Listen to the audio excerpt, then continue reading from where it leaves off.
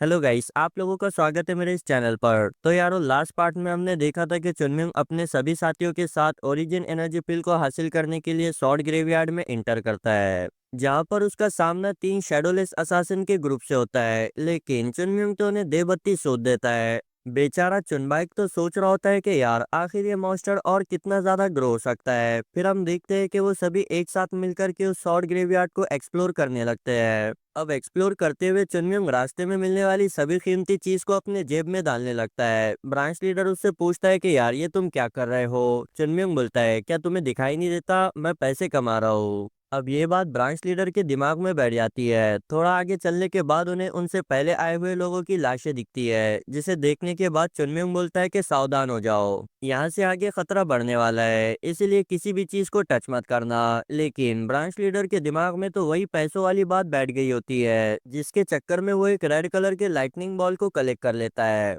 और फिर होना क्या था, वो जिस केव से गुजर रहे होते हैं वो बंद होना स्टार्ट हो जाती है। लेकिन फिर भी वो लोग जैसे तैसे अपनी जान बचाने में कामयाब हो जाते हैं। मगर उन लोगों की मदद करने के चक्कर में चुनमिंग उसी केव के मलबे में दब जाता है, जिसे देखने के बाद ब्रांच लीडर को भी अपनी गलती पर पछतावा होने लगता है। लेकिन मेन कैरेक्टर होने की वजह से चुनमिंग उस मलबे से बाहर आ जाता है, और फिर बाहर आने के बाद वो सबसे पहले हमारे ब्रांच लीडर की खबर लेता है। दूसरी साइड हम वुडोंग साइड के लोगों को देखते हैं, जो कि उनका पीछा कर रहे मार्शल आर्टिस्ट से बचकर भाग रहे होते हैं। अब ऐसी बात नहीं है कि ये लोग उनसे वीक है, बल्कि यहाँ पर जगह कम होने की वजह से ये लोग उनसे फाइट नहीं करना चाहते। लेकिन इस शॉर्ट ग्रेवयार्ड में दौड़ पाना इतना भी आसान नहीं है, क्योंकि हम देखते हैं कि इन लोगों के ऊपर कई सारे ट्रैप के साथ अटैक होने लगता है। अब अच्छी बात तो ये होती है कि इन वुडोंग सेट के डिसाइपल्स के साथ उनके एल्डर सैम मौजूद होते हैं, वरना ये लोग तो कब का खत्म हो जाते। लेकिन इनकी मुश्किलें तो तब बढ़ जाती है जब एंट्री होती है अनडेड्स की। जी हाँ, मुर्दा लोग, जिन्हें के मरने के बाद भी शांति नहीं मिली। तो अगर आप में से कोई भी शांति को जानता है तो इन लोगों को उसका पता बता दे।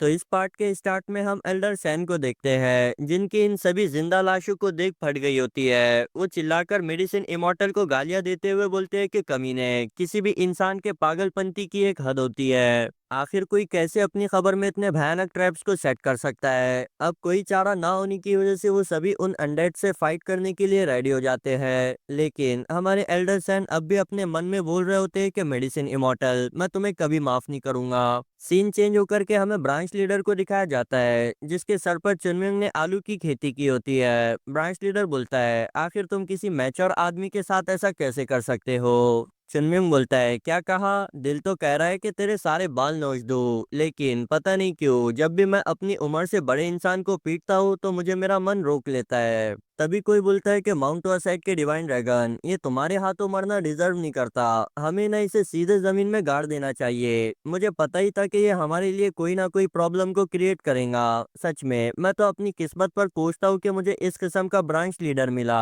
हाँ, ये और कोई नहीं बल्कि हमारे ब्रांच लीडर के ही साथी होते हैं। वो बोलते हैं कि यार अगर तुम्हें मरना है तो अकेले जाकर मरो ना, हमें क्यों अपने साथ घसीट रहे हो। ब्रांच लीडर रोते हुए बोलता है कि गाइस, कम से कम तुम लोग तो मुझे बख्श दो। तभी वहां पर हमारे राइटियस प्लम ब्लॉसम शॉट की एंट्री होती है। वो बोलता है कि हमें यहाँ पर और ज्यादा टाइम वेस्ट ना करते हुए इस मैटर को यहीं पर ही एंड करना चाहिए। चुनमिंग बात समझते हुए बोलता है कि ठीक है। वो ब्रांच लीडर को भी लास्ट वार्निंग देते हुए बोलता है कि सुन लो, आइंदा से कोई भी गलती की गुंजाइश नहीं होनी चाहिए। अब वो सभी उस जगह को देखने लगते हैं जहाँ पर उन्हें एक दरवाजा दिखाई देता है। अब उस दरवाजे को देखकर ऐसा लग रहा होता है कि यार इन लोगों से पहले इस दरवाजे से कोई भी इंटर नहीं किया होगा, यानी कि जरूर ये लोग किसी गलत जगह पर आ गए हैं। चुनमिंग भी बताता है कि हम लोग गलत जगह पर पहुंच चुके हैं, क्योंकि जिस रास्ते से इन सभी को गुजरना था उसे तो इन्होंने उस केव के गिरने की वजह से मिस कर दिया। वो हमारे ब्रांच लीडर को फिर से कोसते हुए बोलता है कि यार ये सब कुछ उस भिखारी की गलती है। बेचारा ब्रांच लीडर सोचता है कि मेरी तो यहाँ पर कोई इज्जत ही नहीं है, बाहरी दुनिया में मुझे एक रेस्पेक्टेबल सेट के ब्रांच मैनेजर के तौर पर ट्रीट किया जाता है, और यहाँ पर देखो ये लोग तो मुझे ऐसे देख रहे हैं जैसे कि मैं इस जमीन पर कोई बोझ हूँ। चुनमिंग बोलता है, अब जबकि यहाँ से वापस जाने का रास्ता बंद हो चुका है तो फिर हमें मजबूरन इस सामने वाले रास्ते को ही फॉलो करना होगा। मैं चाहता हूँ कि तुम सभी एक दूसरे के साथ ही रहो। और रही बात तुम्हारी, तो अगर तुमने यहाँ मौजूद किसी भी चीज को टच भी किया तो फिर मैं तुम्हारे हाथ काट दूंगा। अब इतना कहने के बाद वो उस गेट की तरफ बढ़ जाता है। लेकिन वो उस गेट को ओपन नहीं करता। जिस पर चुनबाई पूछता है कि क्या हुआ, क्या कोई गड़बड़ है। चुनमिंग बोलता है कि नहीं, मुझे तो बस यहाँ से एक अजीब सी स्मेल आ रही थी, छोड़ो भी, वैसे भी अब हमारे पास ऐसी चीजों के ऊपर वेस्ट करने के लिए टाइम नहीं है। और वो सभी उस गेट के अंदर इंटर होते हैं, जहाँ पर उन्हें बहुत ही बड़ी बड़ी चट्टानें देखने को मिलती है। वो लोग जैसे ही अपने सफर को शांति के साथ कंटिन्यू रखे होते हैं कि चुनमिंग बोलता है कोई भी शोर नहीं मचाएगा। वो सभी धीरे धीरे आगे बढ़ ही रहे होते हैं कि चुनमिंग फिर से बोलता है, मैंने कहा ना कोई भी शोर नहीं मचाएगा। जोंग बोलता है, ये तुम क्या कह रहे हो, हमने से किसी ने भी आवाज नहीं निकाली। चुनमिंग गुस्सा होते हुए बोलता है, अच्छा तो क्या मैं आवाजें निकाल रहा हूँ। तभी उन्हें वो आवाजें निकालने वाला क्रिएचर दिखाई देता है, जिसे देखने के बाद वो सभी खामोश हो जाते हैं, क्योंकि यार वो क्रिएचर अकेला नहीं बल्कि अपने खानदान नहीं यार, इसे तो खानदान कहना भी गलत होगा। ये क्रिएचर अपने पूरे कबीले के साथ यहाँ पर रह रहा है। चुनमिंग बताता है कि ये सभी वैम्पायर बैट्स है, यानी कि खून चूसने वाले चिमगादड़। ब्रांच लीडर घबराते हुए बोलता है, क्या तुम ये कह रहे हो कि ये जितने भी रेड डॉट्स हमें दिखाई दे रहे हैं वो सभी चिमगादड़ है,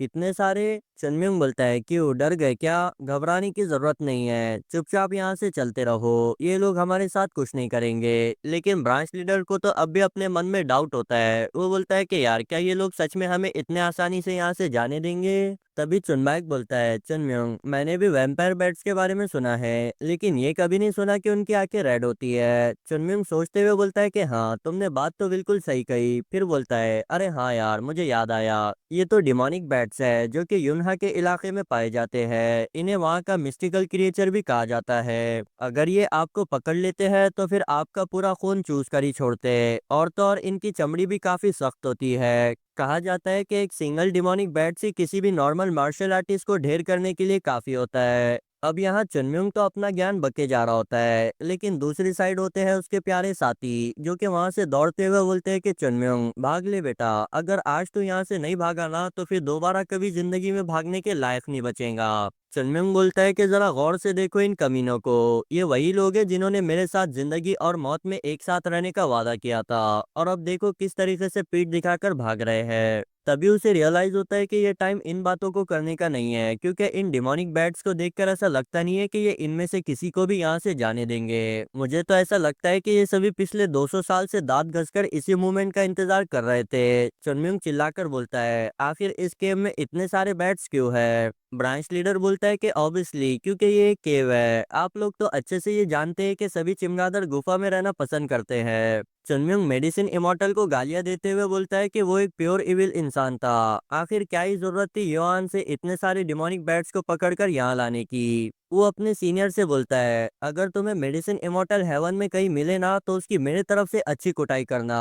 उसके सीनियर बोलते हैं, कहीं तुम पागल तो नहीं हो गए, वो अपने टाइम का सबसे स्ट्रॉन्गेस्ट पर्सन था, आखिर मैं उसे कैसे पीट सकता हूँ। चुनमिंग उनकी भी बेइज्जती करते हुए बोलता है, बिल्कुल वैसे ही पीटना जैसे कि तुम मुझे पीटा करते थे, गैंग बनाकर। तभी एक बैट चुनमिंग के काफी करीब आ जाता है। चुनमिंग अपने हाथ से हिट करके उसे दूर करने की कोशिश करता है, लेकिन हम देखते हैं कि उसे दूर करने के चक्कर में चुनमिंग ने अपने हाथ को ही इंजर्ड कर दिया होता है। वो बोलता है कि ये किस मिट्टी से बने हैं, मुझे तो ऐसा महसूस हो रहा है जैसे कि मैंने किसी लोहे की चीज पर हिट किया। हम देखते हैं कि वो बैट्स हमारे ब्रांच लीडर के एक साथी के शोल्डर को भी इंजर्ड कर लेते हैं। वो चिल्लाते हुए बोलता है कि मेरा हाथ काम नहीं कर रहा, मुझे लगता है कि इनकी दांतों में पैरालाइजिंग पॉइजन है। ब्रांच लीडर बोलता है, क्या इनकी मजबूत बॉडी काफी नहीं थी जो कि अब इनके पास पैरालाइजिंग पॉइजन भी मौजूद है, आखिर ऐसी चीज एग्जिस्ट ही क्यों करती है। तभी एक बैट आकर के ब्रांच लीडर के शोल्डर पर अटैक करता है, जिस वजह से ब्रांच लीडर तो बहुत ही गुस्सा हो जाता है। वो अपनी इंटरनल एनर्जी रिलीज करते हुए बोलता है कि बस बहुत हुआ, आज तुम लोगों को दिखाना ही होगा कि मैं कौन हूँ। वो अपने बैगर सेट की मार्शल आर्ट का यूज करते हुए एक अटैक करता है, लेकिन बैट तो उसके अटैक को बहुत ही आसानी के साथ डॉज कर लेता है, जिस वजह से बेचारे ब्रांच लीडर का यहाँ पर पोपट बन जाता है। वो बोलता है कि ये क्या था, क्या इसने अभी मेरे अटैक को डॉज कर लिया, ये कैसे पॉसिबल हो सकता है। अब मुझसे ये मत कहना कि इन लोगों के पास अपनी कॉन्शियसनेस मौजूद है। सिर्फ यही नहीं बल्कि ये लोग तो ब्लड को देखकर और ज्यादा एक्साइटेड हो रहे हैं, आखिर हम इन सभी का सामना कैसे करेंगे। अगर हम यहाँ पर अपनी आखिरी सांस तक भी फाइट करते हैं तो हमारे जीतने का कोई चांस नहीं। वो चुनम्योंग को आवाज लगाकर बोलता है कि डिवाइन ड्रैगन कुछ तो करो। चुनम्योंग भी इन सभी से काफी परेशान आ गया होता है। वो उनके बीच छलांग लगाकर बोलता है, लगता है कि इनका गेम बजाना पड़ेगा। वो अपनी प्लम ब्लॉसम एनर्जी का यूज करते हुए उन बैट्स पर अटैक कर देता है, जिस वजह से उसके रास्ते में आने वाले सभी के सभी बैट्स मारे जाते हैं। वो इसी तरीके से कंटिन्यूअसली उन पर अटैक्स को जारी रखता है, जो कि देखने में सच में काफी ज्यादा शानदार है। ये देखने के बाद तो नीचे खड़े ब्रांच लीडर का मुंह खुला का खुला रह जाता है, क्योंकि उसने हमारे चुनमिंग के इस रूप को फर्स्ट टाइम देखा है। चुनमिंग फॉलिंग पेटल नाम की शॉर्ट टेक्निक को परफॉर्म करते हुए अपनी फाइट को एंड करता है, जिसके रिजल्ट में उस एरिया में मौजूद सभी बैट्स मारे जाते हैं। चुनमिंग उनसे बोलता है कि बेवकूफो, अपनी लिमिट्स में रहो। जोंग बोलता है, क्या ये लोग डर के मारे पीछे हट चुके हैं? चुनबाइक बोलता है कि हाँ, इसीलिए ये हम पर अटैक नहीं कर रहे। ब्रांच लीडर अपने मन में बोलता है, क्या कोई ऐसी टेक्निक भी एग्जिस्ट कर सकती है जो कि इतने भयानक क्रिएचर्स को डरा सके? लगता है कि मैंने इस बच्चे को फॉलो करने का फैसला कर सबसे बेस्ट डिसीजन लिया है, वरना अब तक तो हम मारे जाते। चुनमिंग बोलता है, आज तुम हमारे साथ रहने की वजह से बच गए। ब्रांच लीडर सोचता है, क्या इसे मेरे मन की बात सुनाई दे रही है? चुनमिंग बोलता है, मैं तुम्हें याद दिला दूं कि तुम यहाँ पर पिकनिक के लिए नहीं बल्कि किसी चीज को ढूंढने के लिए आए हो, इसलिए तुम्हारे लिए यही अच्छा होगा कि तुम हमारे ऊपर बोझ ना बनते हुए हमारी मदद करो। वो वहां से आगे बढ़ते हुए बोलता है कि यार, फालतू में इन बेगर साइड के भिखारियों से हाथ मिला दिया, ये तो मेरे कुछ भी काम के नहीं। अब वो लोग चलते हुए एक और केव की तरफ पहुंच जाते हैं, जहाँ पर पहले वाले केव की तरह ही लाइटनिंग स्टोन लगे होते हैं, जिन्हें देखने के बाद जोंग बोलता है, मुझे लगता है कि यहाँ पर चीजें कंटिन्यूअसली रिपीट होते जा रही है। चुनबाक बोलता है कि हाँ, मुझे भी ऐसा ही लगता है, लेकिन अगर सच में ऐसी बात हुई तो फिर हमें पिछली बारी की तरह बेवकूफ़ी करते हुए इस बार यहाँ मौजूद किसी भी चीज़ को टच नहीं करना चाहिए। यानी कि यहाँ इनडायरेक्टली उसने ब्रांच लीडर के बारे में ही बात की होती है, जिस पर ब्रांच लीडर बोलते हैं कि यार, मैं भी एक इंसान हूँ और इंसान से ही तो गलतियाँ होती है। चुनबाक बोलता है कि नहीं नहीं, मैंने ये आपके लिए नहीं कहा। ब्रांच लीडर सोचता है कि यार, तेरा फेस एक्सप्रेशन ये बता रहा है कि तू साफ साफ ये मेरे बारे में ही कह रहा था। तभी उनके एक साथी की तबीयत बिगड़ने लगती है, जिसे देख ब्रांच लीडर बोलता है, डिवाइन ड्रैगन, मैं जानता हूँ कि तुम काफी गड़बड़ी में हो, लेकिन मुझे लगता है कि हमें एक ब्रेक लेना चाहिए, क्योंकि मेरा ये साथी अपने इन जख्मों के साथ कंटिन्यू नहीं कर पाएगा। चुनमिंग बोलता है कि ठीक है। ब्रांच लीडर बोलता है, क्या तुम इतने जल्दी मान गए? चुनमिंग बोलता है कि हाँ, अब जबकि वो जख्मी है तो फिर हम इसमें कुछ भी नहीं कर सकते।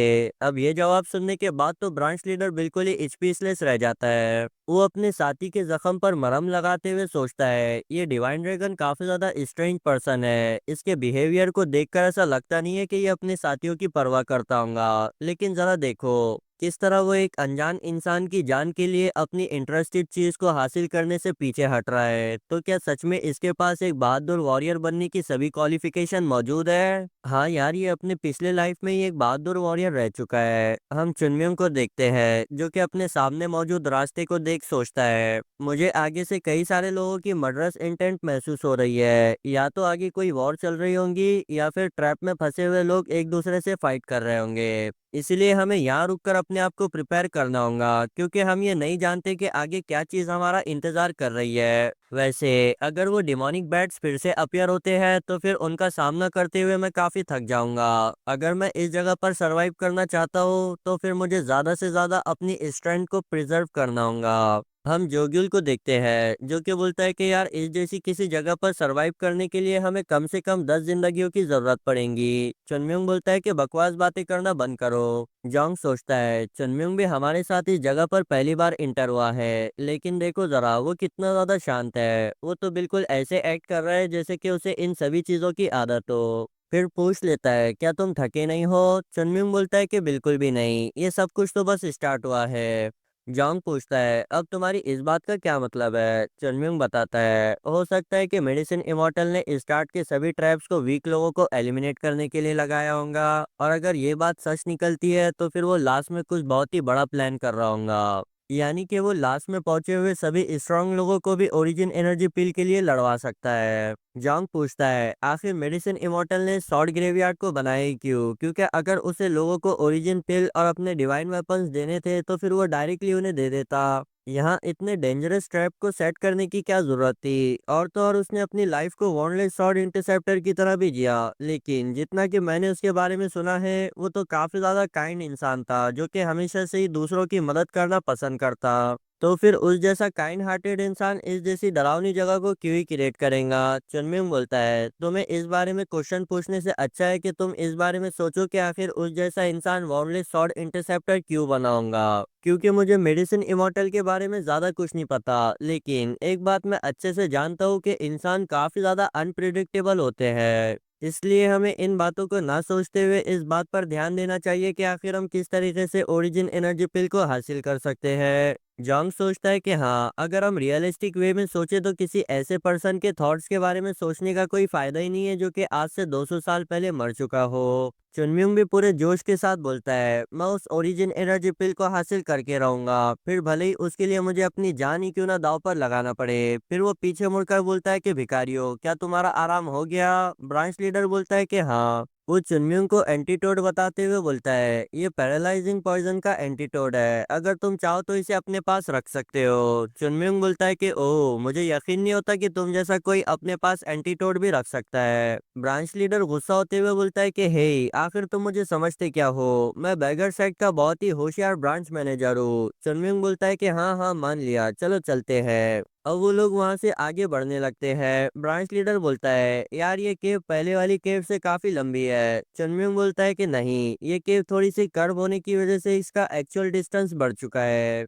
हम देखते हैं कि चुनम्युंग को अब भी ब्लडलेस महसूस हो रही होती है। वो बोलता है कि यार वहां पर कोई तो है जो कि काफी खून खराबा मचा रहा है। फिर हम उन खून खराबा मचाने वाले लोगों को देखते हैं जिन्होंने वहां पर लाशों का अंबार लगा दिया होता है। वो बातें कर रहे होते हैं कि यार यहाँ पर और भी कुछ लोग आने वाले हैं। उनमें से एक बोलता है, हमें यहाँ से आगे बढ़ने से पहले उन सभी लोगों के काम को तमाम कर देना चाहिए। दूसरा बोलता है कि हाँ, लेकिन हमें ये काम काफी जल्दी करना होगा, वरना कहीं ऐसा ना हो कि हमसे पहले वो वुडोंग सेट के लोग डिवाइन वेपन्स को हासिल कर ले। अब यहाँ पर तो ये सभी भूखे भेड़िए की तरह चुनम्युंग और उसकी पार्टी के आने का इंतजार कर रहे होते हैं। दूसरी साइड हम चुनम्युंग को देखते हैं जो कि छत पर लगे हुए लाइटनिंग स्टोन को देखकर बोलता है कि यार मेरी प्रीशियस मनी, ये सब कुछ उस बेवकूफ भिखारी की वजह से हो रहा है। ब्रांच लीडर बोलता है कि कम ऑन यार, अब उस इंसिडेंट के बाद से तुम काफी ज्यादा चौकन्ना हो चुके हो, इस चीज के लिए तो तुम्हें मेरा शुक्रगुजार होना चाहिए। चुनम्युंग बड़े ही गुस्से के साथ मुड़कर बोलता है, क्या कहा तुमने। तभी उसे जोंग और चुनबाई पकड़कर आगे ले जाने लगते हैं।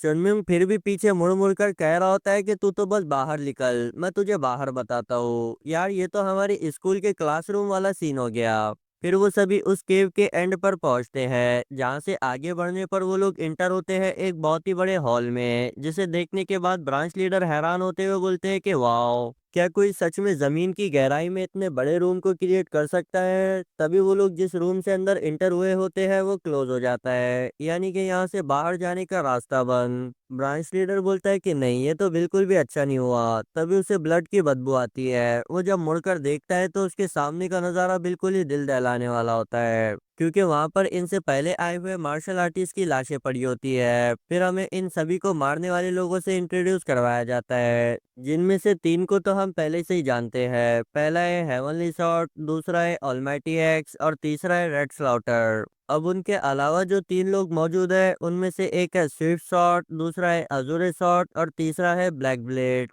ब्रांच लीडर ब्लैक ब्लेड और हेवनली शॉट पर चिल्लाते हुए बोलता है, ये तुम लोगों ने क्या कर दिया। मैंने तो सोचा था कि मैं तुम्हें जानता हूँ, लेकिन मैंने ये बिल्कुल भी एक्सपेक्ट नहीं किया था कि तुम लोग कुछ ट्रेजर को हासिल करने के लिए मासूम लोगों की जानें लोगे। ब्लैक ब्लेड बोलता है, क्या मासूम लोग, मुझे लगता है कि तुम्हें यहाँ पर कोई गलत फहमी हो गई है। क्या तुम भूल गए, जियांगू में वो लोग जो कि दूसरों का ट्रेजर चुराने की कोशिश करते हैं उन्हें भी गिल्टी कहा जाता है। अब जबकि ये सभी लोग गिल्टी थे, इसलिए मैंने इन्हें किल कर दिया। ब्रांच लीडर बोलता है, क्या तुम सच में वही पर्सन हो जिसे मैं जानता हूँ। मैंने तो सोचा था कि तुम बहादुरी और ईमानदारी के बारे में जानते होंगे। ब्लैक ब्लेड बोलता है कि ऑफ कोर्स मैं वही पर्सन हूँ, मैं तो बस यहाँ पर डिवाइन वेपन को कलेक्ट करने के लिए आया था ताकि मैं उनका यूज करते हुए और ज्यादा बहादुरी के कामों को करता रहूँ। ब्रांच लीडर बोलता है कि मैं तुम्हें कभी माफ नहीं करूंगा, किसी भी चीज के करने की एक हद होती है जिसे कि तुमने क्रॉस कर लिया। अब जबकि तुमने कई सारे मासूम लोगों की जाने ली है तो फिर तुम्हें भी मरना होगा। हेवनली सॉर्ड आगे बढ़ते हुए बोलता है कि ब्रांच लीडर, तुमने बात तो बिल्कुल सही की है, किसी भी इंसान के कुछ भी करने की एक लिमिट होती है जिसे कि तुम लोगों ने यहाँ आकर के क्रॉस कर लिया, इसीलिए अब तुम सभी के सभी को यहीं पर ही मरना होगा। ब्रांच लीडर नजरें घुमाकर यहाँ से बाहर जाने के रास्ते को तलाश करता है, लेकिन वो सभी तो बंद हो चुके होते हैं। तभी उससे हेवनली सॉर्ड बोलता है कि हे, क्या तुम यहाँ से बाहर जाने के रास्ते को ढूंढ रहे हो? लेकिन वो तो मेरे पीछे मौजूद है। कितनी अफसोस की बात है ना? क्या तुम लोग अब भी नहीं समझे? वाउंडली सॉर्ड इंटरसेप्टर जानबूझकर ये चाहता था कि हम सभी एक दूसरे से फाइट करें और फिर लास्ट में बचने वाला पर्सन ओरिजिन एनर्जी पिल को हासिल कर ले। ब्रांच लीडर बोलता है, तो क्या तुम हमें सच में मारने वाले हो? हेवनली सॉर्ड बोलता है कि हाँ, ये तो तुम जानते ही हो कि जियांगो कितनी ज्यादा हार्टलेस जगह है। इस जैसी किसी जगह पर सरवाइव करने के लिए हमें ऐसे काम तो करने ही पड़ते हैं। अब कोई और रास्ता ना मिलने की वजह से ब्रांच लीडर भी अपनी एनर्जी को रिलीज करते हुए बोलता है कि साथियों, तैयार हो जाओ, आज हम उन लोगों का सफाया करेंगे जिन्होंने ह्यूमैनिटी पर से गिव अप कर लिया है। फिर सोचता है कि ये सभी स्ट्रांग लोग हैं जिन्होंने एक दूसरे के साथ टीम अप कर लिया है। यहाँ तक कि वुडोंग सेट को भी इनसे निपटने में काफी दिक्कत होंगी। अब अगर मैं सिर्फ अपने लोगों के साथ इन पर अटैक करता हूँ तो डेफिनेटली मारा जाऊंगा। इसीलिए मुझे बेशर्मों की तरह माउंट सेट के डिसाइपल से मदद लेनी होगी। अब हम सभी माउंट सेट के डिसाइपल्स को तो बड़े अच्छे तरीके से जानते हैं। चुनमैक बोलता है, अगर तुम हमसे मदद के लिए ना भी पूछते तो भी हम तुम्हारी मदद करते, क्योंकि माउंट सेट किसी भी ऐसे पर्सन को जिंदा नहीं रहने दे सकता जिसने ह्यूमैनिटी पर से गिव अप कर लिया हो। हेवनली सॉर्ड मुस्कुराते हुए बोलता है कि वाह, जरा देखो इन माउंट सेट के बच्चों को, कितने ज्यादा जोशीले हैं ये लोग। लगता है कि अब फाइट और भी ज्यादा इंटरटेनिंग होने वाली है। ब्रांच लीडर बताता है कि यार माउंट सेट के साथ फोर्सेस को ज्वाइन करने के बाद भी सिचुएशन चेंज नहीं होने वाली, क्योंकि इनका अपोनेंट काफी स्ट्रांग है। इसीलिए इन्हें फाइट के दौरान ही एक अच्छे मौके को देख यहाँ से भाग निकलना होगा। ऐसा करके ये यहाँ से अपनी जान छुड़ा सकते हैं। तभी साइड से चुनमिंग बोलता है, क्या तुम लोगों की बकवास हो गई? हेवनली सॉर्ड पूछता है कि यार अब तू कौन है? चुनमिंग बोलता है कि तुम्हें इससे क्या फर्क पड़ता है? तुम ये कह रहे थे कि जियांगो एक बहुत ही हार्टलेस प्लेस है ना? हेवनली सॉर्ड बोलता है कि हाँ। फिर वो अपने साथियों से बोलता है कि जरा देखो, यहाँ पर एक पागल इंसान भी मौजूद है। तभी चुनमिंग अपनी सॉर्ड निकालते हुए बोलता है, आज मैं तुम्हें दिखाता हूँ कि एक हार्टलेस इंसान कैसा दिखता है। अब ये देखने के बाद तो ब्लैक ब्लेड के हाथ थर थर कांपना स्टार्ट हो जाते हैं। वो बोलता है कि ये क्या हो रहा है? क्या सच में मुझे उस बच्चे से डर लग रहा है? नहीं, ये तो बिल्कुल ही इम्पॉसिबल है। लेकिन पता नहीं क्यों मेरे सारे के सारे सेंसेस चिल्ला चिल्ला कर मुझे बता रहे हैं कि ये बच्चा बहुत ही डेंजरस है। वो हेवनली सॉर्ड से बोलता है कि तुम्हें इस बच्चे को अंडर एस्टिमेट नहीं करना चाहिए। हेवनली सॉर्ड बोलता है कि ये तुम क्या बात कर रहे हो? क्या तुम्हें नहीं लगता कि तुम्हें इतनी सीरियस सिचुएशन में भद्दे मजाक नहीं करने चाहिए? अब हेवनली सॉर्ड ने ब्लैक ब्लेड की बातों को तो कम्प्लीटली इग्नोर कर दिया होता है। वो चुनम्यून के करीब जाकर बोलता है कि बच्चे, तुम मुझे हार्टलेस इंसान को दिखाने वाले थे, तो चलो आज देख ही लेते हैं। मैं अपनी शॉट को पूरी पावर के साथ में स्विंग करूंगा। मैं उम्मीद करता हूँ कि तुम इसे ब्लॉक कर लोगे।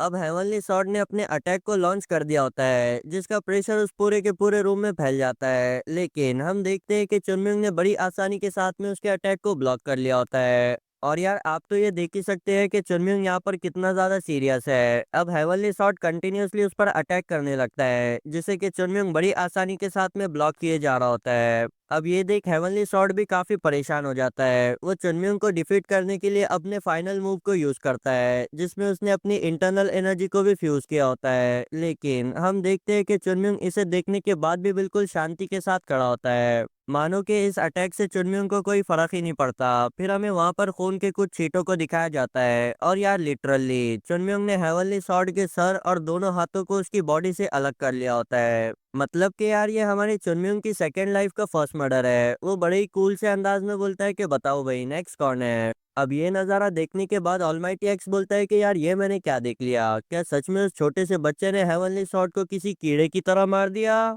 ब्लैक ब्लेड घबराते हुए बोलता है कि मैं सही था, ये बच्चा बिल्कुल भी नॉर्मल नहीं है। किसी इंसान के सर को एक पेड़ की टहनी की तरह कट कर देना, ये कोई नॉर्मल सा टाविस नहीं कर सकता। इस बच्चे ने जरूर काउंटलेस फाइट करते हुए लाशों का पहाड़ और खून की नदियां बहाई होंगी। इसे हमें एक बच्चा नहीं बल्कि एक स्लाउटर कहना चाहिए। वो अपने साथियों से कहता है कि चलो जल्दी से हम एक दूसरे के साथ टीम अप करते हैं। स्विफ्ट शॉट बोलता है, ये तुम क्या बकवास कर रहे हो? क्या तुम सच में ये कहना चाहते हो कि हम सभी को एक साथ मिलकर उस बच्चे से फाइट करनी चाहिए, सिर्फ इसलिए क्योंकि उसने हेवनली शॉट को मार दिया? ब्लैक ब्लेड बोलता है कि तुम तो अपने मुंह को बंद करो। इतने लंबे टाइम तक जियांगो में एक्सपीरियंस हासिल करने के बाद मैं ये बात कह सकता हूँ कि इस बच्चे के पास अभी एब्सोल्यूट पावर मौजूद है। अगर हम सभी एक साथ मिलकर इससे फाइट नहीं करते हैं तो फिर एंड में मारे जाएंगे। वो बताता है कि इस बच्चे ने हेवनली शॉट की कंटिन्यूसली 10 स्ट्राइक को ब्लॉक करते हुए उसके सर को कट कर दिया, और ऐसा करते हुए उसकी ब्रीदिंग भी काफी नॉर्मल थी। यानी कि ये ज्यादा से ज्यादा अपने स्टेमिना को प्रिजर्व करने की कोशिश कर रहा है। इसीलिए मैं ये कह रहा हूँ कि अगर हम सभी एक साथ मिलकर फाइट करते हैं तो फिर हमारे पास जीतने का एक चांस है। अपनी प्राइड के बारे में भूल जाओ, क्योंकि अगर हम जिंदा ही नहीं बचेंगे तो फिर उसे बचाकर क्या ही फायदा। दूसरी साइड चुनमिंग हमें बताता है कि जब से वो रीइंकार्नेट होकर के अपनी छोटी बॉडी में आया है तब से उसने सिर्फ कुछ बचकानी बैटल्स को ही लड़ा है, लेकिन ये उसकी इस दूसरी लाइफ का फर्स्ट किल था। वो बताता है कि अगर तुम्हें किसी भी बैटलफील्ड में लंबे टाइम तक सरवाइव करना है तो फिर तुम्हें अपने अपोनेंट को किल करना ही होगा, फिर भले ही ऐसा करने के लिए तुम्हें अपने एक हाथ को ही क्यों ना गंवाना पड़े। वो बोलता है कि यार इस बंदे ने मुझे मारने की इंटेंट से मेरे ऊपर अटैक किया था, इसीलिए मैंने इसे मार दिया, और यही सेम किस्मत इन बचे हुए लोगों का भी इंतजार कर रही है। यानी कि आज चुनम्युंग इन बचे हुए 7 लोगों को भी मौत के घाट उतारेगा। ऑलमाइटी एक्स बोलता है तुम्हें बच्चा कहना गलत बात होगी, तुम तो एक मॉन्स्टर हो, इसीलिए हम सभी ने तुमसे एक साथ फाइट करने का प्लान बनाया है। इस बात पर तो तुम्हें काफी ज्यादा प्राउड फील होना चाहिए। चुनम्युंग सोचता है कि इन लोगों ने बहुत ही बेस्ट डिसीजन लिया है, क्योंकि किसी भी लाइफ और डेथ बैटल के अंदर हमें अपनी प्राइड और पर्सनल ग्रजेस को छोड़कर सरवाइव करने के ऊपर फोकस करना चाहिए। तभी चुनबाइक बीच में आते हुए बोलता है कि तुम सभी बहुत ही बड़े बेशरम हो। ना सिर्फ तुमने अपने से कम उम्र के बच्चे से फाइट करने की कोशिश की, बल्कि उससे फाइट करने के लिए तुमने आपस में ग्रुप भी बना लिया। तुम्हें तो अपने ऊपर शर्म आनी चाहिए। क्या जियांगू तुम्हारे जैसे बेशर्मों से भरा पड़ा है? चुनमिंग बोलता है कि हे, बीच में टांग अड़ाना बंद करो। चुनबाइक अपने मन में बोलता है बेवकूफ कहीं के, मैं तो बस तेरी मदद करने की कोशिश कर रहा हूँ। फिर एक्टिंग करते हुए बोलता है भले ही ये तुम्हें पसंद आए या ना आए, लेकिन मैं तुम्हारा सीनियर हूँ, और इस दुनिया में ऐसा कोई सीनियर नहीं होगा जो कि अपने जूनियर को जान जोखिम में डालकर फाइट करता हुआ देख साइड में खड़ा रहे। चुनम्यंग बोलता है कि हे, आखिर तुमसे किसने कह दिया कि यहाँ पर मेरी जान खतरे में है? पीछे से जोंग बोलता है कि सीनियर ब्रदर चुनबाक, आप बिल्कुल सही बोल रहे हो, हमें चुनम्युंग को अकेले ही उसकी जान की बाजी नहीं लगाने देनी चाहिए। चुनम्युंग चिल्लाकर बोलता है कि बेवकूफो, क्या तुम्हें सच में लगता है कि यहाँ मेरी जान को खतरा है? लेकिन अब वो सभी चुनम्युंग की बात को कहाँ सुनने वाले थे। ईशॉल भी बोलती है कि हाँ, हम सभी मिलकर फाइट करेंगे। चुनम्युंग उन्हें देखकर अपने मन में बोलता है कि यार अब इन सभी को क्या हो गया। फिर शांत होते हुए बोलता है कि अच्छा, तो क्या इसी को ही बचपना कहते हैं? वो बोलता है कि यार इन्हें तो ये पता भी नहीं है कि सिचुएशन अभी कैसी है, लेकिन फिर भी ये फाइट करने के लिए आगे चले आए। वो उन सभी से बोलता है क्या तुम लोग जानते भी हो कि तुम्हारे अपोनेंट्स कौन है? ये लोग तुम्हारे सोचने समझने से पहले ही तुम्हारे हाथ और गलों को कट कर सकते हैं। चुनबाइक बोलता है कि हाँ, मैं ये जानता हूँ, लेकिन अगर हम कंटिन्यूअसली तुम्हारे पीछे ही छुपे रहेंगे तो फिर पूरा टाइम माउंट अटैक सिर्फ तुम्हारी फाइट को ही देखेगा। भले ही हम अभी तुम्हारी फाइट के बीच में आ रहे हैं, लेकिन अगर हम तुम्हारे साथ कंटिन्यूअसली फाइट करते रहते हैं तो फिर फ्यूचर में हम तुम्हें सपोर्ट करने के काबिल बन जाएंगे। अगर अब भी तुम मुझे यहाँ से हटाना चाहते हो तो मुझे नॉकआउट कर लो, क्योंकि मैं पीछे खड़े होकर के फाइट देखने से अच्छा फाइट लड़ते हुए मरना पसंद करूंगा। अब ये बातें तो सीधे चुनमुन के दिल को छू जाती है। वो बोलता है कि यार इस बच्चे ने बात तो बड़ी कमाल की है, क्योंकि अगर तुम सच में ग्रो करना चाहते हो तो फिर तुम्हें रियल फाइट करते हुए अपने एक्सपीरियंस को गेन करना होगा, और फाइट जितनी डेंजरस होंगी ग्रोथ भी उतनी फास्ट होंगी। भले ही मैं इस मैटर को अपने आप से रिजॉल्व कर सकता हूँ, लेकिन माउंट वर्साइड की ग्रोथ करने के लिए मुझे इन लोगों को फाइट करने देना होगा। लेकिन एक छोटी सी गलती भी इन लोगों की जान पर बना सकती है। भले ही मुझे अपनी पास्ट लाइफ में एक भी बच्चा नहीं था, लेकिन लगता है कि पेरेंट्स होना कुछ ऐसा ही फील होता होगा। वो बोलता है कि ठीक है, तुम लोग फाइट कर सकते हो, लेकिन एक बात याद रखना, अगर तुम लोगों की जान भी जाने वाली हो तो भी मैं तुम्हारी मदद नहीं करने वाला।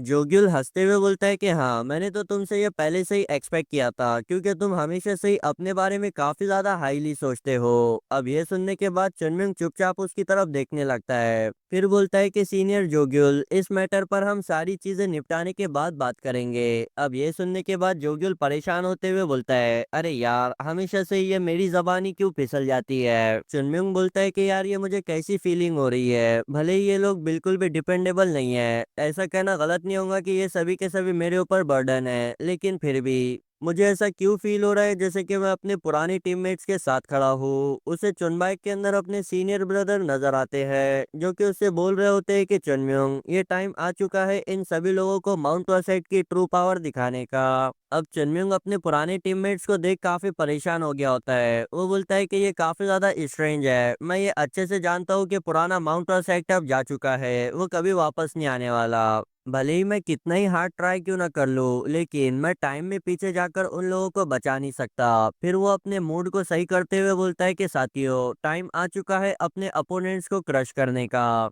फिर वो सभी एक साथ फाइट करने के लिए आगे बढ़ जाते हैं, जहां पर चुनबाई की फाइट होती है ऑलमाइटी एक्स से। ऑलमाइटी एक्स कंटिन्यूअसली अटैक्स को किए जा रहा होता है, जिसे कि चुनबाई डॉज कर रहा होता है। ऑलमाइटी एक्स ये देखकर बोलता है कि बच्चे, आखिर तुम कब तक मेरे अटैक्स को यूं ही डॉज करते रहोगे। वो सोचता है कि इस बच्चे को इस बारे में अच्छे से पता है कि स्ट्रेंथ के मामले में ये मेरे सामने नहीं टिक सकता, लेकिन देखो किस तरीके से मुझसे फाइट करने की कोशिश कर रहा है। चुनबाइक उस पर अटैक करते हुए बोलता है, मैं हमेशा से ही अपने एल्डर्स की रिस्पेक्ट करता हूँ, लेकिन मुझे नहीं लगता कि मुझे तुम्हारे जैसे किसी इंसान की रिस्पेक्ट करने की जरूरत है। दूसरी साइड हम जोगियल को देखते हैं जो कि स्विफ्ट शॉट के साथ फाइट कर रहा होता है। स्विफ्ट शॉट बोलता है कि बच्चे, तुम्हारी स्पीड काफी ज्यादा अच्छी है, लेकिन मुझे भी स्विफ्ट शॉट कहा जाता है, स्पीड के मामले में मैं तुम्हारा बाप हूँ। अब वो अटैक जोगियल से हिट होने ही वाला होता है कि कोई आकर उस अटैक को ब्लॉक कर लेता है। हाँ, ये और कोई नहीं बल्कि हमारा जोंग होता है। फिर ये दोनों एक साथ मिलकर के स्विफ्ट शॉट के ऊपर अटैक कर देते हैं।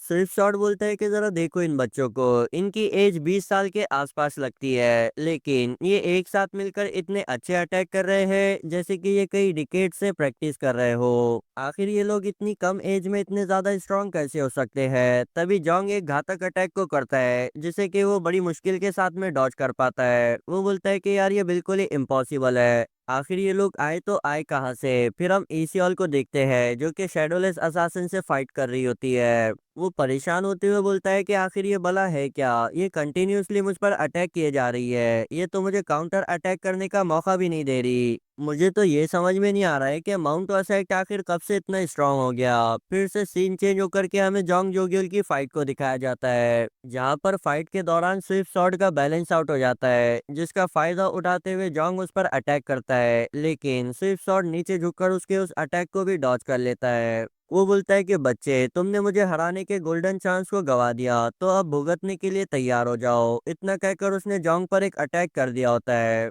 लेकिन फिर से कोई उसके अटैक को ब्लॉक कर लेता है। स्विफ्ट शॉट परेशान होते हुए बोलता है कि यार ये क्या था, अब किसने मेरे अटैक को ब्लॉक कर लिया।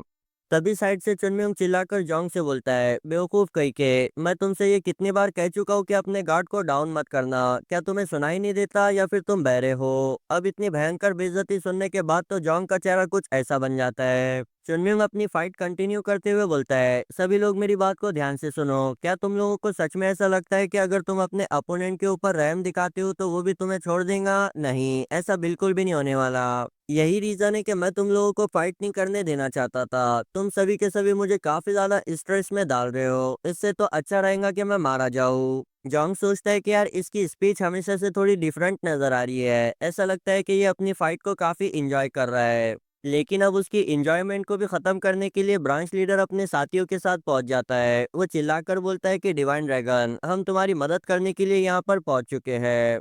सुनम्योंग बोलता है, क्या सच में मेरे इतने बुरे दिन आ चुके हैं, क्या अब मुझे इन भिखारियों की मदद लेनी होगी? तभी वो अपने सामने कुछ देखकर हैरान हो जाता है। अब हैरानी की वजह हमारे ब्रांच लीडर की धांसू फाइट नहीं बल्कि उसकी दूसरी साइड खड़ा हुआ ब्लैक ब्लेड होता है। सुनम्योंग बोलता है कि ये बंदा दूसरों से बिल्कुल ही डिफरेंट है, ये इतने तबाही वाले माहौल के अंदर भी शांति के साथ खड़ा है, इसकी ये शार्पनेस मुझे उसकी तरफ अट्रैक्ट किए जा रही है। ऐसा लगता है कि स्टार्ट से इसका फोकस मेरे ऊपर मौजूद है, जैसे कि इसके लिए यहाँ मैं अकेला ही एग्जिस्ट करता हूँ। फिर मुस्कुराते हुए बोलता है कि हाँ, लगता है कि इसके साथ फाइट करने में काफी मजा आएगा। दूसरी साइड ब्लैक ब्लेड सोच रहा होता है, अगर आज मुझे यहाँ पर सरवाइव करना है तो फिर मुझे किसी भी हालत में इस मॉन्स्टर को हराना होगा। वो फॉर्मली तौर पर अपने आप को इंट्रोड्यूस करवाता है, जिसके रिजल्ट में चुनम्योंग भी अपना इंट्रोडक्शन देता है। अब इन लोगों के बीच फाइट स्टार्ट हो जाती है, जिसमें हम देखते हैं कि ब्लैक ब्लेड स्टार्ट से ही अपना सब कुछ लगा रहा होता है, जिस वजह से चुनम्योंग पीछे की ओर हट जाता है। हम ब्लैक ब्लेड को देखते हैं जो कि पागलों की तरह चुनम्योंग को मारने की बातें कर रहा होता है, जैसे कि उसका डर उसके ऊपर हावी होने की कोशिश कर रहा हो। अब उन लोगों की फाइट कंटिन्यूअसली चलने लगती है, जिसमें चुनमिंग हमें बताता है भले ही मैं इस पर्सन के अटैक्स को ब्लॉक कर पा रहा हूँ, लेकिन इसके इम्पैक्ट की वजह से मेरा हाथ वाइब्रेट हो रहा है। ये सिर्फ इस वजह से नहीं है क्योंकि ये पर्सन अपनी इंटरनल एनर्जी का यूज कर रहा है, बल्कि ये पर्सन अपने अटैक में अपने पास मौजूद सब कुछ लगा रहा है। यानी कि मुझे इसके अटैक को बिल्कुल भी हल्के में नहीं लेना होगा। हम देखते हैं कि उस अटैक की वजह से नीचे का ग्राउंड भी डिस्ट्रॉय होने लगता है। अब इसे देख चुनमिंग जल्दी से वहां से हट जाता है। ब्लैक ब्लेड उसकी तरफ बढ़ते हुए बोलता है, भागना बंद करो, मैं जानता हूँ कि तुम काफी स्ट्रांग हो, तो मुझे बताओ कि आखिर तुम और क्या क्या छुपा रहे हो। अब उन लोगों की फाइट इसी तरीके से कंटिन्यूअसली चल रही होती है, जिसमें चुनमिंग ब्लैक ब्लेड के सभी अटैक्स को डॉज करते हुए पीछे की ओर हट रहा होता है। जिसे देख ब्लैक ब्लेड बोलता है कि भागना बंद करो, मैं जानता हूँ कि तुम मुझे थकाने की कोशिश कर रहे हो, लेकिन इस बार मैं तुम्हारी ट्रिक में नहीं फंसने वाला। वो उस पर अटैक करते हुए बोलता है कि चुनमिंग चलो इस फाइट को यहीं पर ही एंड करते हैं। हम देखते हैं कि उसका अटैक बहुत ही पावरफुल होता है, जिस वजह से चुनमिंग सीधे ही जमीन से जा टकराता है।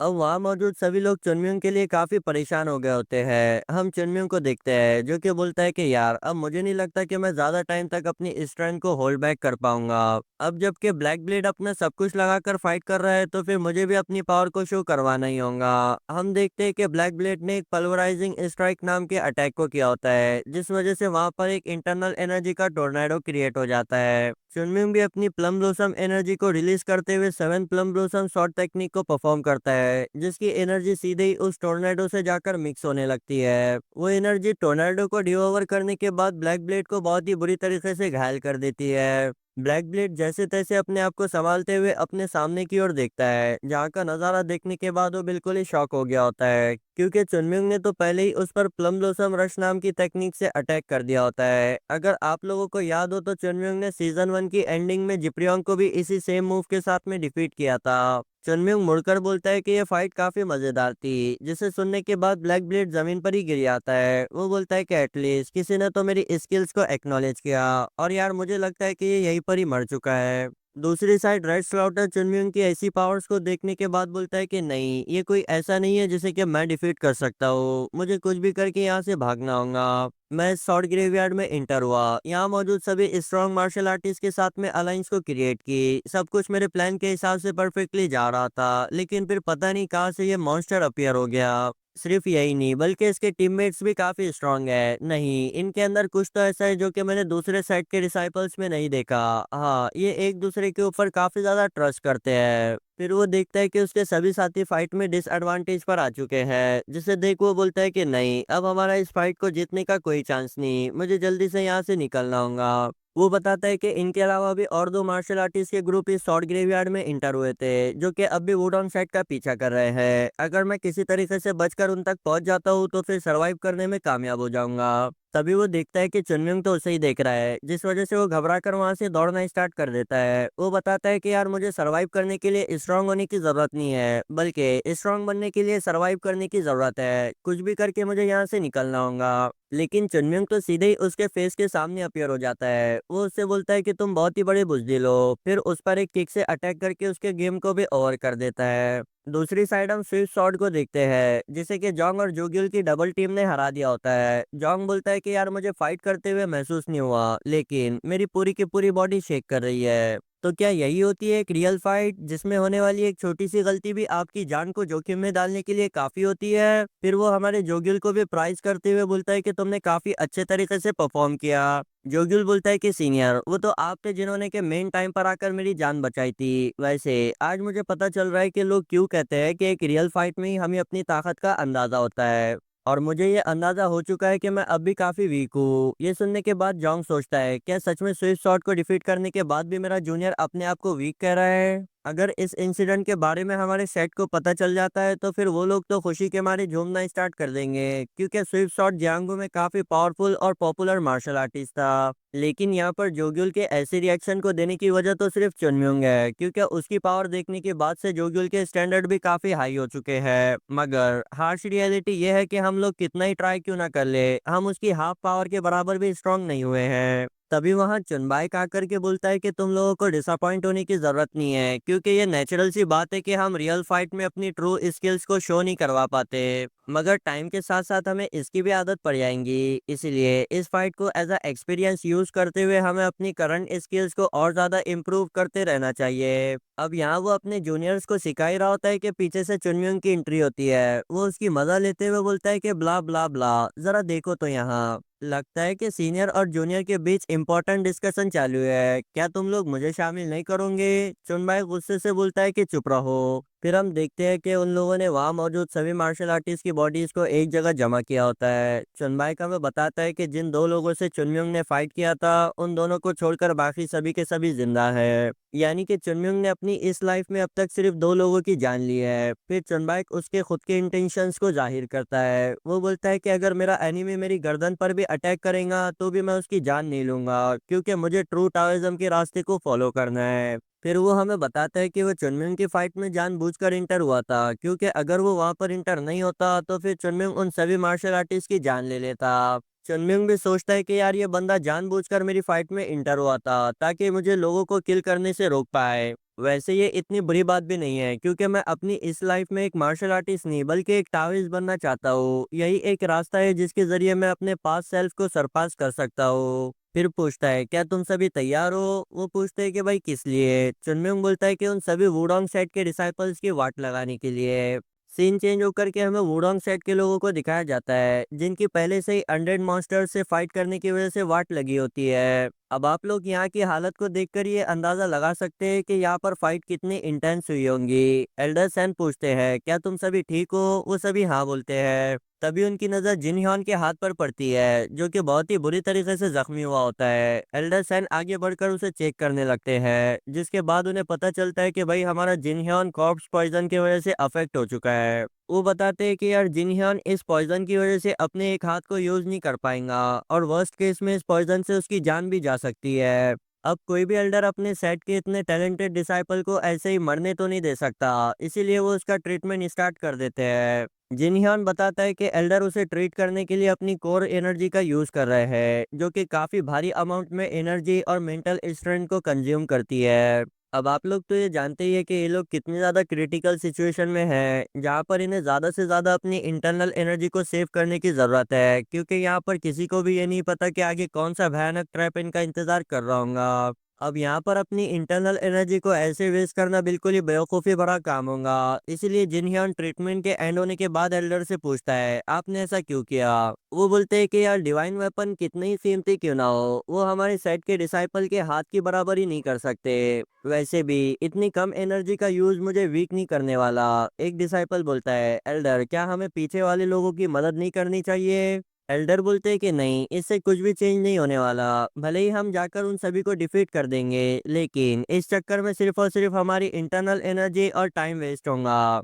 इसीलिए हमें आगे बढ़ना होगा, जल्दी से अपनी पोजीशन को संभाल लो। वो सभी एल्डर की बातों से एग्री करते हैं। एल्डर आगे बढ़ने से पहले अपने पीछे देख सोचते हैं मुझे कब से काफी भयानक अमाउंट में इंटरनल एनर्जी का प्रेशर महसूस हो रहा है, अब पता नहीं कौन सी मुसीबत हमारा पीछा कर रही होंगी। तभी वो देखते हैं कि उनका पीछा कर रहे मार्शल आर्टिस्ट उनके और ज्यादा करीब पहुंच चुके हैं। भले ही वुडोंग साइड के डिसाइपल्स उन्हें कितना ही रोकने की कोशिश क्यों ना कर ले, लेकिन वो मार्शल आर्टिस्ट कंटिन्यूअसली अटैक करते हुए इन लोगों को पीछे हटने पर मजबूर कर रहे हैं। अब ये देख एल्डर ह्योन अपने डिसाइपल्स को पीछे हटने का ऑर्डर देते हैं, लेकिन इन लोगों को पीछे हटता देख वो मार्शल आर्टिस्ट और ज्यादा जोश में आ जाते हैं। उनमें से एक आगे बढ़ के एक जोरदार स्ट्राइक लगाता है, जिसे रोकने में एल्डर ह्योन को भी काफी दिक्कत आ रही होती है। वो डिसाइपल से कहते हैं कि जाओ जाकर के एल्डर सैन को ज्वाइन करो, मैं भी थोड़े टाइम बाद वहां पर पहुंचता हूँ। हम एल्डर सैन को देखते हैं जो कि वहां से दौड़ते हुए बताते हैं कि यार चारों तरफ अंधेरा होने की वजह से अब इनका माइंड भी ब्लैंक होता जा रहा है, लेकिन अब तक जितने भयानक ट्रैप्स को इन लोगों ने सॉल्व किया है उस हिसाब से तो अब इस केव को एंड हो जाना चाहिए। तभी एक डिसाइपल इशारा करके बताता है कि उसे सामने से लाइट दिखाई दे रही है, यानी कि इन सभी लोगों को अब इस भयानक सी केव से बाहर निकलने का रास्ता मिल चुका है। अब वो सभी उसे फॉलो करते हुए केव से बाहर आने में कामयाब हो जाते हैं, मगर बाहर आने के बाद उन्हें अपने सामने एक बहुत ही बड़ी चट्टान नजर आती है। एल्डर सैन उसे देख बोलते हैं कि यार अब ये कौन सा नया गेम है, क्या यहाँ पर सभी चीजों को एंड नहीं हो जाना चाहिए था? आखिर हमारी ओरिजिन एनर्जी पिल कहाँ पर है? तभी ध्यान से देखने पर उन्हें पता चलता है कि उस चट्टान के ऊपर एक जगह बनी हुई है, यानी कि हो ना हो ओरिजिन एनर्जी पिल वहीं पर ही मौजूद होंगी। वो अपने जजमेंट को लगाते हुए बोलते हैं कि मेडिसिन इमॉर्टल ने इस ओरिजिन एनर्जी पिल को हासिल करने के लिए ये लास्ट ट्रायल को सेट किया होगा। तभी उन्हें फिर से वही भयानक फीलिंग महसूस होती है। वो बोलते हैं कि ये वही एनर्जी है जो कि इतने लंबे टाइम से मुझे केव में महसूस हो रही थी, लेकिन अब ये एनर्जी बड़ी स्पीड के साथ मेरी तरफ ही बढ़ रही है। हाँ गाइस, ये एनर्जी और कोई नहीं बल्कि हमारा चुनम्युंग है। थोड़े टाइम बाद हम देखते हैं एल्डर को, जो कि अपने डिसाइपल से कह रहे होते हैं कि जवानों जल्दी जल्दी अपने हाथों को चलाओ। हम देखते हैं कि वो सभी के सभी डिसाइपल्स उस चट्टान पर चढ़ाई करना स्टार्ट कर दिए होते हैं। अब इनका पीछा करते हुए मार्शल आर्टिस्ट भी वहां तक पहुंच जाते हैं। वो इन सभी वुडोंग सेट के लोगों को देख बोलते हैं कि जरा देखो इन्हें, किस तरीके से ये हमारी ओरिजिन एनर्जी पिल को हथियाने की कोशिश कर रहे हैं, तो चलो जल्दी से इन्हें रोको। एल्डर सैन इन लोगों से किटकिटा गए होते हैं। वो बोलते हैं कि गंदी नाली के कीड़ों, आखिर तुम हमारा पीछा क्यों नहीं छोड़ देते? सीन शिफ्ट होकर के हमें जोग्युल को दिखाया जाता है, जो कि दौड़ते हुए बोलता है कि यार और हमें कितना लंबा दौड़ना होगा, मेरा तो स्टेमिना खत्म होने की कगार पर है। हम चुनमिंग को देखते हैं, जो कि उन्हें मोटिवेट करते हुए बोलता है कि यार आखिर तुम लोगों को हो क्या गया है, क्या तुम इतने जल्दी थक गए? मैंने तुम लोगों से कितनी बार मोबिलिटी आर्ट्स को प्रैक्टिस करने के लिए कहा, लेकिन तुम हो के मेरा सुनते ही नहीं। अब देखो जरा, इतना थोड़ा सा दौड़ने के बाद तुम लोग कितना थक चुके हो। सच में तुम सभी के सभी बहुत ही वीक हो। वाह क्या मोटिवेशन था। अगर चुनम्युंग जैसे दोस्त मौजूद होना, फिर हमें दुश्मनों की जरूरत नहीं। जोगिल बोलता है कि सीरियसली मेरा दिल तो कह रहा है कि तेरा मुंह तोड़ दो। अब इस बात को चुनम्युंग ने सुन लिया होता है। जोगिल परेशान होते हुए बोलता है कि माफ करना, वो जरा गड़बड़ में मेरी जबान इधर उधर निकल जाती है। मगर अब चुनम्युंग कहाँ सुनने वाला था। वो जोगिल के पीछे शॉट लगाकर बोलता है कि चल अब जल्दी जल्दी दौड़, वरना ये तेरे पीछे घुसा दूंगा। जोगिल चिल्ला चिल्ला कर बोल रहा होता है कि मेरे बाप मुझे माफ कर दे, मेरे मुंह से निकल गई, मेरी जबान फिसल गई। अब इन सारी चीजों को देखने के बाद भी चुनबाई चुपचाप दौड़ रहा होता है। वो सोचता है कि यार चुनम्युंग बहुत ही बड़ा डेविल है। फिर हम चुनम्युंग को देखते हैं, जो कि बताता है कि यार उसके सामने दौड़ने वाले वुडोंग सेट के लोग अब रुक चुके हैं, यानी कि जरूर वो इस केव के एंड पर पहुंच चुके होंगे।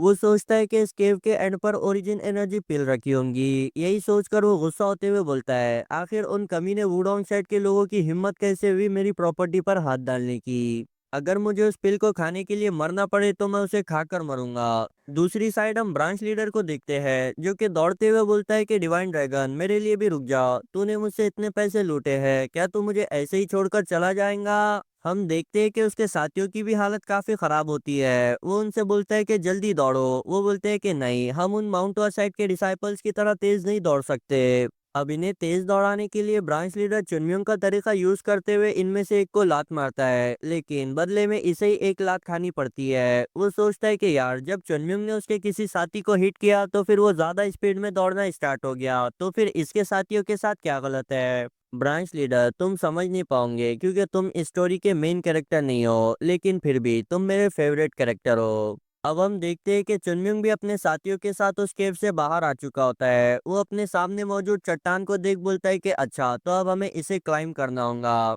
लगता है कि ओरिजिन पिल वहां ऊपर रखी होंगी। जॉन्ग बोलता है तो क्या हमें वहां तक जाना होगा? चुनबाग बोलता है वो भी इतनी लंबी चढ़ाई करके। तभी जोग्युल हंसते हुए बोलता है ये तो काफी ज्यादा आसान है। अब ये सुन ऊपर चढ़ाई कर रहे मार्शल आर्टिस्ट सोचते हैं कि यार लगता है कि ये लोग पागल हो चुके हैं। मगर हम देखते हैं कि ये चारों बड़ी जोश के साथ इस माउंटेन पर चढ़ाई करना स्टार्ट कर देते हैं। जोग्युल बोलता है ये तो बड़ी अच्छी बात है कि मेडिसिन इमॉर्टल हमारे माउंट सेट में नहीं आया था, वरना वो माउंटेन क्लाइंबिंग को लास्ट चैलेंज के तौर पर कभी नहीं रखता। जोंग बोलता है चलो ये तो काफी अच्छी बात है कि हमारी मेहनत काम आ रही है। वो बोलते हैं कि ये सब कुछ उस कमीने चुनम्युंग की वजह से है। चुनम्युंग नीचे खड़ा बड़ा अजीब सा फेस बनाकर इनकी बातों को सुन रहा होता है, जैसे कि वो फिगर आउट करने की कोशिश कर रहा हो कि ये लोग उसका थैंक्स कर रहे हैं या फिर इसको कोस रहे हैं। अब वो सभी दूसरे क्लाइम कर रहे मार्शल आर्टिस्ट के साइड से बड़ी स्पीड से गुजर जाते हैं, जिस पर वो मार्शल आर्टिस्ट सोचते हैं कि यार आखिर ये लोग इतने फास्ट कैसे हैं, कहीं इनके पूर्वज बंदर तो नहीं थे? तभी उन्हीं में से एक बोलता है कि बेवकूफो जल्दी से इन्हें रोकने की कोशिश करो। वो सभी के सभी अपने वेपन्स को थ्रो कर कर उन पर अटैक करते हैं, जिन्हें देख जोग्युल काफी घबरा जाता है। मगर टाइम पर चनम्यूंग आकर उन वेपन्स को ब्लॉक कर लेता है। वो अपने साथियों से कहता है कि ऊपर चढ़ने पर ध्यान दो, मैं इन वेपन्स को देख लूंगा। लेकिन उसके आंखों के सामने से ही एक वेपन गुजरता हुआ जोग्युल के काफी करीब जा लगता है। नीचे खड़े मार्शल आर्टिस्ट क्रिपी सी हंसी हंसते हुए बोलते हैं, तुम्हें क्या लगता है, क्या तुम हम सभी के वेपन्स को एक साथ ब्लॉक कर पाओगे? अब ये सुन चुनम्युंग भी काफी परेशान हो जाता है। वो बोलता है कि मैं पहले ही इतनी ऊंची पहाड़ी पर चढ़ा हुआ हूँ, ऊपर से इन सभी वेपन्स को ब्लॉक करना, ये तो अपने आप में ही एक चुनौती जैसा है। अब इतनी मुश्किल भरे वक्त में मदद करने के लिए हमारी इस सीरीज के सेकंड हीरो यानी ब्रांच लीडर की एंट्री होती है। वो चिल्लाकर बोलता है कि सभी लोग माउंट सेट को अकेला छोड़ दो। उसके साथी भी उन मार्शल आर्टिस्ट को रोकना स्टार्ट कर देते हैं। ब्रांच लीडर चुनम्युंग से बोलता है कि तुम ऊपर जाकर डिवाइन वेपन्स को कलेक्ट करो, इन मार्शल आर्टिस्ट को मैं देख लूंगा। चुनम्युंग हंसते हुए बोलता है, मैंने तो ये सोचा भी नहीं था कि एक भिखारी मेरे इतने काम आएगा। फिर वो सभी दोबारा से उस चट्टान पर चढ़ाई करना स्टार्ट कर देते हैं। एल्डर सैन ये देख काफी गुस्सा हो जाते हैं। वो अपनी एक क्लाउड स्ट्राइक नामी हिडन टेक्निक का यूज करते हुए और ज्यादा स्पीड से ऊपर जाने लगते हैं। चुनम्युंग ये देख हैरान होते हुए बोलता है, आखिर तुम इस टेक्निक के बारे में कैसे जानते हो? लेकिन अब चुनमिंग भी कहा इतने आसानी से रुकने वाला था। वो बोलता है कि मैंने यहाँ तक आने के लिए काफी पापड़ बेले हैं, तो ये हो ही नहीं सकता कि मैं इतने आसानी से गिव अप कर लूँ। भले ही मुझे इसे खाने के लिए मरना ही क्यों ना पड़े, मैं इसे खाकर मरूंगा। एल्डर हैरान होते हुए बोलते हैं कि यार, आखिर ये बच्चा इस पहाड़ी पर दौड़ कैसे पा रहा है? अब वो दोनों एक दूसरे के साथ compete करते हुए चट्टान की टॉप पर पहुंच जाते हैं। दोनों के ही मन में सिर्फ एक इरादा होता है, और वो होता है ओरिजिन एनर्जी पिल को हासिल करने का। तो इसी के साथ हमारा ये पार्ट यहीं पर ही एंड होता है। मैं उम्मीद करता हूँ कि आप लोगों को ये पसंद आया होगा। अब आप में से कई सारे इस वीडियो के छोटा होने पर कंप्लेन करेंगे, तो मैं आप लोगों को पहले ही बता दूं कि मेरे सेमेस्टर एग्जाम स्टार्ट हो चुके हैं। यही वजह है कि ये वीडियो भी इतना लेट अपलोड हो रहा है। इस वीक मेरे प्रैक्टिकल एग्जाम थे, जिसमें मुझे प्रैक्टिकल बुक्स को कंप्लीट करना था और फिर वाइवा की तैयारी भी करनी थी। लेकिन फिर भी मैंने जैसे तैसे टाइम बचा करके इस वीडियो को बना लिया।